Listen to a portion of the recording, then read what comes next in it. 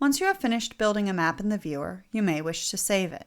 There is a built-in widget to do this, Print Create Map.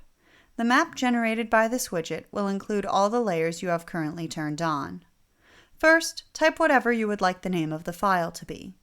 Then, select the format you would like the map saved in. You can also determine its layout.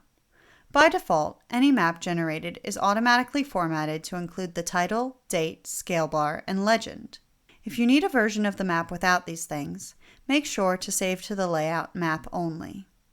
There's also a host of options you can adjust in settings. For example, you can choose to preserve either the map scale and make your exported map share the same zoom level as the map you've created in the viewer, or the map extent.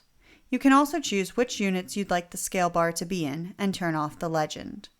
If you plan on printing your map, you can also adjust its DPI. Finally, if you're choosing the map-only layout, you can adjust the width and height manually. When you've configured your settings, press the Print button. You can generate multiple maps, whether you're adjusting settings to get the best looking version or need different maps to represent different scenarios or locations. Simply adjust the map and its print settings as you'd like, and then press Print again. However, you should wait about a minute before printing a second map, and avoid creating multiple prints in short succession. To download your map, click its name. It will open in a new tab.